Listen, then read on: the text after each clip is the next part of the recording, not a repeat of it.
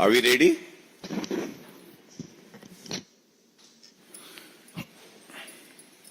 सभी पत्रकार बंधुओं को हमारा नमस्कार। ये प्रेस वार्ता जो है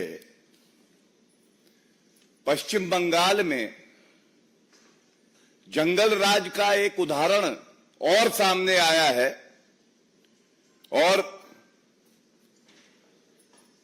चोपड़ा नॉर्थ दिनाजपुर में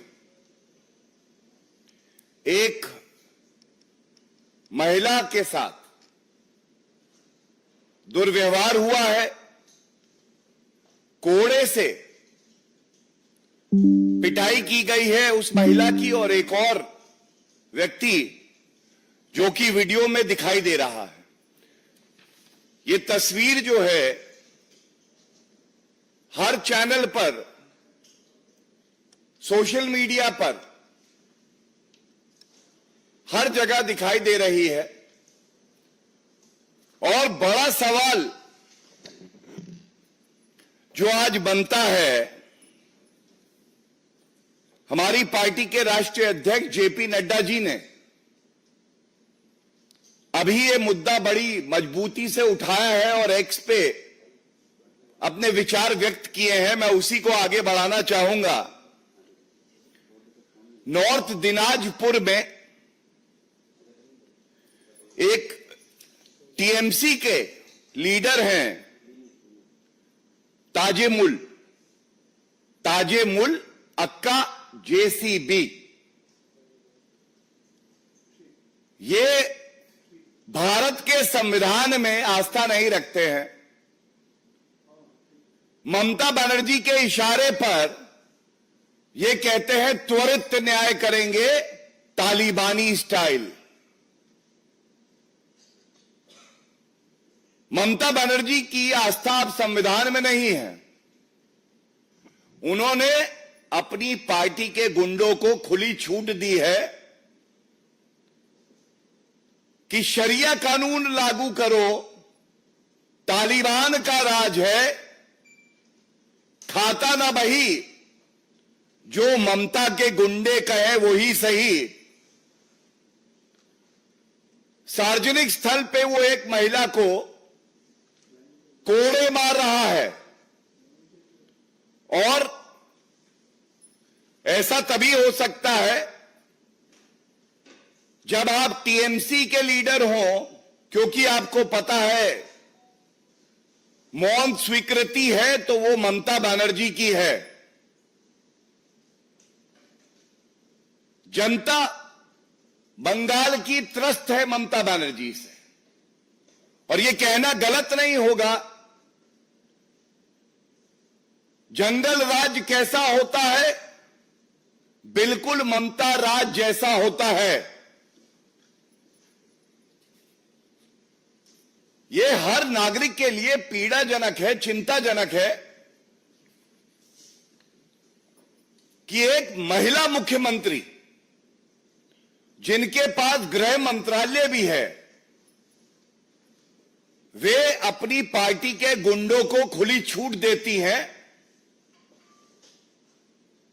और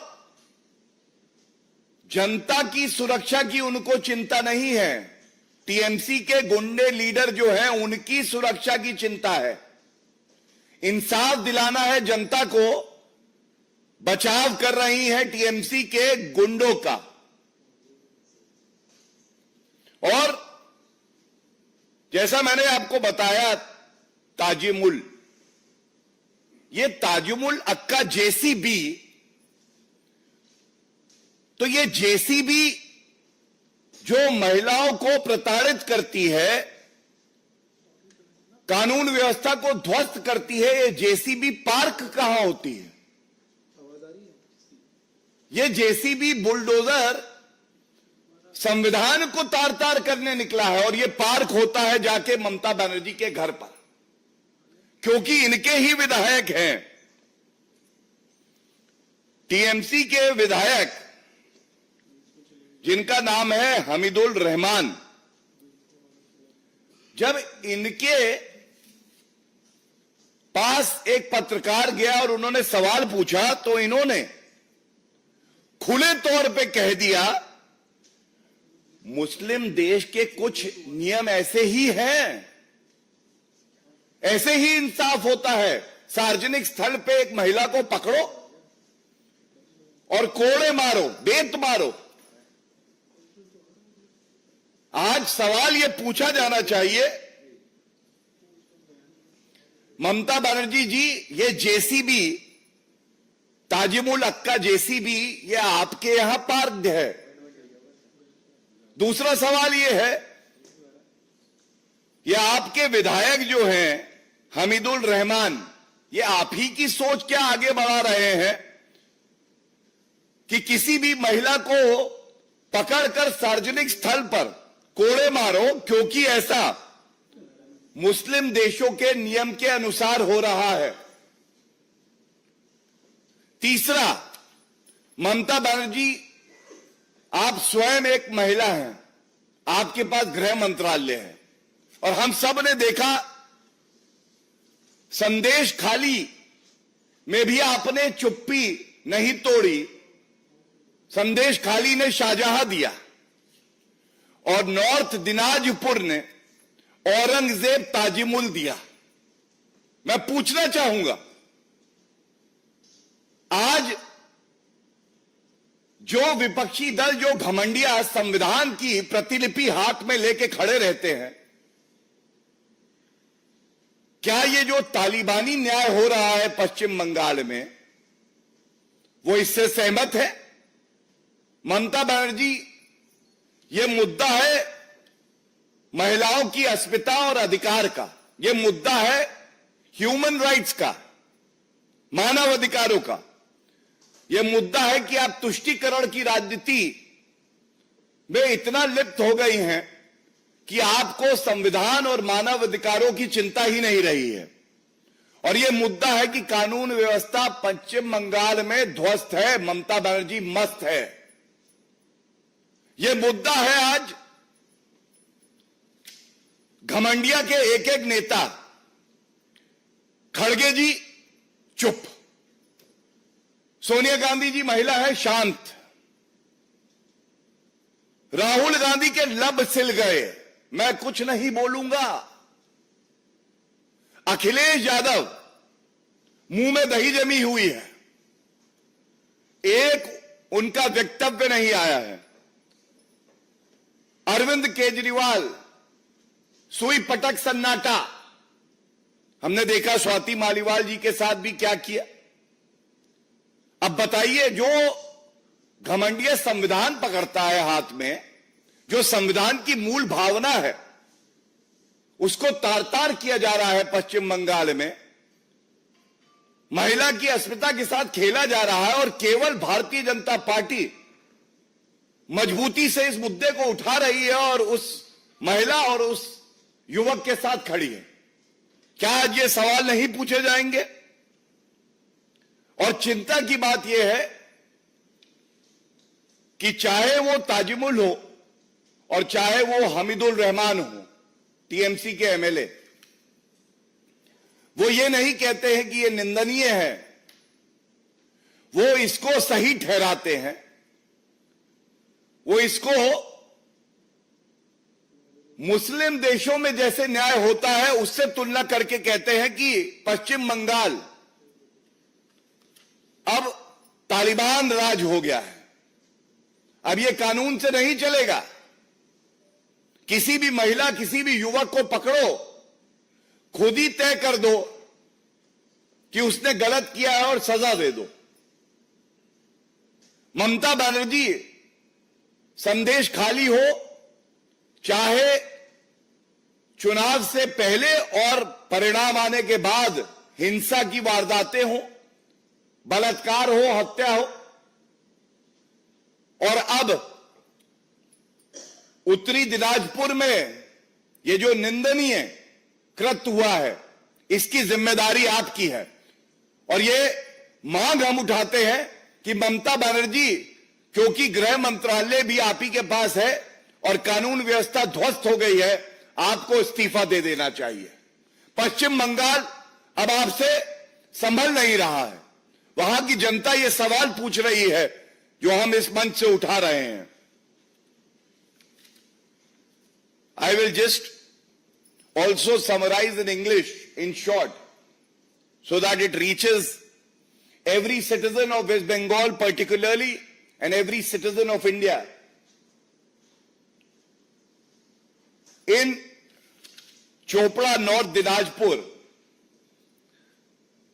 there is a incident that has taken place where a woman has been flogged, physically abused along with a man, and this has been done at a public place, violating their dignity, violating their fundamental right to associate with each other. What puts the entire country to shame is the fact that Mamata Banerjee has not spoken a word on this. She being a woman and a woman chief minister who has taken oath under the Constitution of India should have been the first one to come out and condemn this incident. And what makes the matter worse is the fact that the accused Tajimul happens to be a TMC leader. He's a habitual offender. He believes in quick justice, kangaroo court justice, and he calls it Insaf Sabha.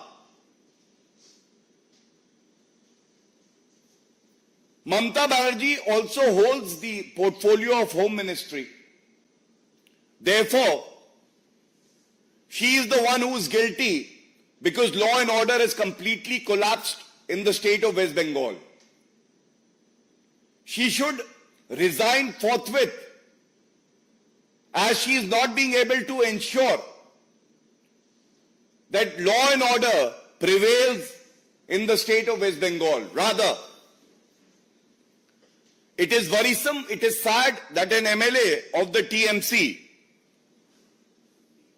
named Hamidul Rahman, when asked a pointed question on this ghastly incident, he justified it by saying this kind of justice and this kind of criminal system prevails in Islamic nation, thus endorsing the Talibani style of dispensing justice in a country which believes in the Constitution of India, a country which believes in rule of law. Is this a message indulging in appeasement politics to your vote bank that now West Bengal believes in Sharia law, the Talibani law, and not the Constitution of India and the criminal laws of the country? And Mamata Banerjee should also answer the accused Tejumul Akka alias JCB, as he is called. Why are you protecting him, Mamata Banerjee? Is the JCB parked at the CM house? The criminals are not afraid of the law and the citizens are afraid of the TMC goons. Such is the plight of citizens in West Bengal. I would also like to raise a very important aspect. From the last few weeks, we have been witnessing very shallow drama by the opposition parties holding the Constitution of India without believing in it. Today, from this platform, we need to ask, where is Mallikarjun Kharge ji, Sonia Gandhi ji, Rahul Gandhi ji, Akhilesh Yadav, Lalu Prasad Yadav, Tejasvi Yadav, Arvind Kejriwal? No one has made any statement condemning the ghastly incident. Such is their belief in the Constitution of India. Or rather we say, such is their belief in the Taliban rule of law, which has been imposed by Mamata Banerjee on the citizens of West Bengal.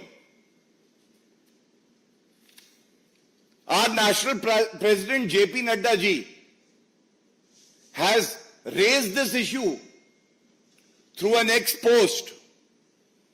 And on behalf of the Bharatiya Janata Party, I must assure every resident of West Bengal, every citizen of India that Bharatiya Janata Party will be standing shoulder to shoulder with the victims, the fundamental rights of the citizens seriously. We believe in the Constitution of India. We will ensure that this Talibani kind of government does not even exist for a day. Constitution of India, Mamata Banerjee has been indulging in, violating the Constitution of India and the oath that she has taken. And it is also an indication of how law and order has completely collapsed in the state of West Bengal. Thank you. If there are any questions pertaining to this issue, first I would like to take that. Hanji.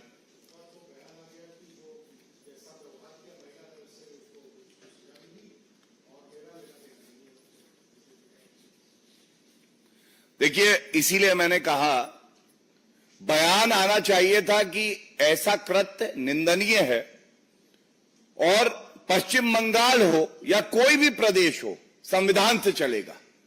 लेकिन जो media में reports आई हैं, MLA ने कहा है कि ऐसा कानून इस्लामिक देशों में होता है।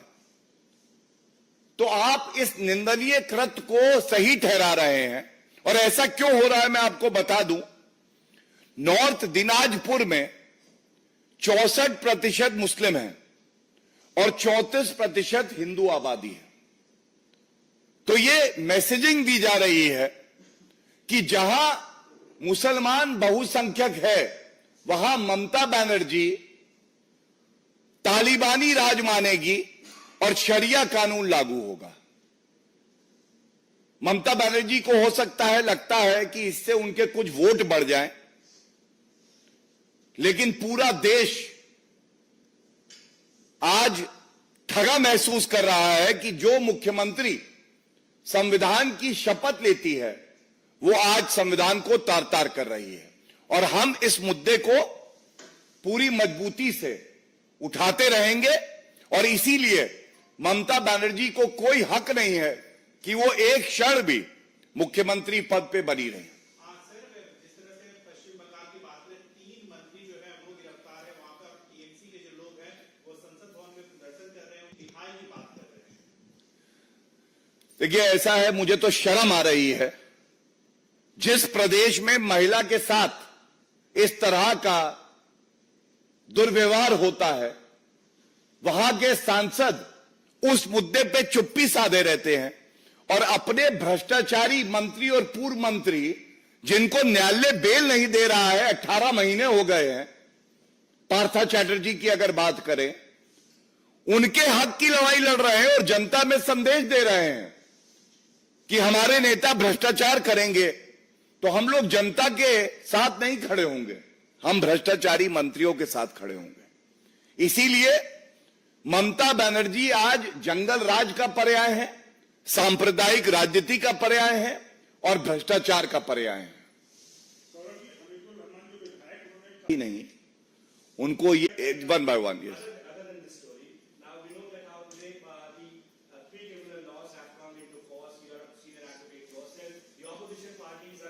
Today is a historic day in the annals of our free country, India. And why do I say that? We need to understand that an evolving society needs law that cater to its needs, demands, protecting its rights. And the Indian Penal Code dates back to 1860. The Indian Evidence Act dates back to 1872. more than 150-year-old. There was a dire need to have new criminal law in place. We take a lot of pride that this government led by Shri Narendra, justice, effective justice and speedy justice is available to every citizen. I must also tell you a few highlights of the new laws. In the earlier laws, terrorism, which is a menace, and this government has taken a resolve to ensure that we would eradicate terrorism. Terrorism in the older laws had no definition, making it difficult for the prosecution also, for the police also, to file a charge sheet or to prove a case. The new laws have defined terrorism. Second, mob lynching has been made an offense, and death penalty would be attracted. Is this not welcome? The older laws did not have any. The new laws specially focus on the rights of women and children. There is a separate chapter for that, which will ensure that there is specificity when it comes to crime against women and children, and they deter criminals from committing these crimes. And last but not the least, one example of how it would expedite the entire criminal justice process so that justice is delivered. A judgment, if reserved, in criminal cases has to be delivered in 45 days.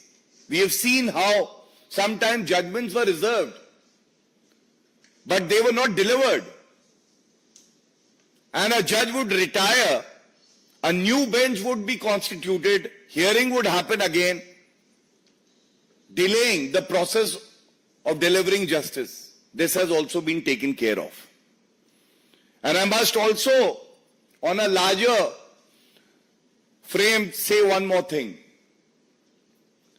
That the new laws are also symbolic of the fact that a new, resilient, transformational Bharat is ready to embrace the laws that have been truly enacted by the legislators of our country. As for the opposition, I just have one thing to say. I am sure that they have not even read the three laws. Just like the way they hold the Constitution in their hand, but they don't care to read the Constitution of our country. The entire nation has come forward to embrace, to welcome the three new criminal laws, and this is a historic moment which we should celebrate unitedly. That in Hindi angle that DMK MP has said, because he also represents their party in the Supreme Court in this.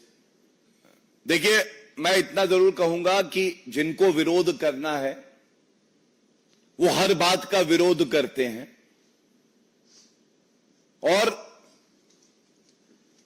3 कानून खोल के नहीं देखे होंगे, उसकी एक वजह है। वो कह रहे हैं कि हिंदी के शब्दों का प्रयोग किया गया है नाम रखने में, लेकिन अंदर जो पूरे एक्ट है वो अंग्रेजी में है। अगर वो थोड़ा सा प्रयास करके पहला पेज पलटते और अंदर देख लेते तो वो जानते कि वो सारे कानून अंग्रेजी में भी है, हिंदी अनुवाद भी है। लेकिन आप सोचिए, एक निकम्मा निठल्ला विपक्ष जो कि पढ़ाई लिखाई में विश्वास नहीं करता है, एक अच्छी शुरुआत को रोकने का प्रयास करता है, विरोध के नाम पे विरोध करना चाहता है, जिसकी विरोध में गुणवत्ता नहीं है, उसको जनता नकार रही है।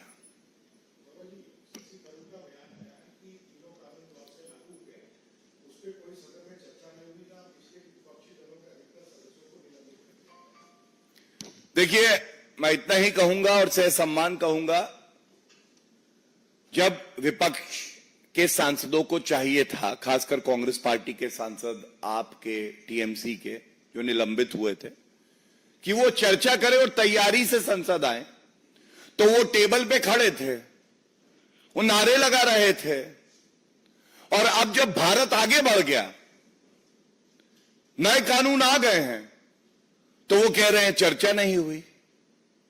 तो मैं इतना ही कहूंगा, जब समय था, अगर पर्याप्त तैयारी करके आए होते तो आज इस तरह से बौखलाते नहीं, खिसियाते नहीं, और ये जो नए युग की शुरुआत है, जो सशक्तिकरण है नागरिकों का, इसमें उनकी भी भागीदारी होती। Thank you everyone.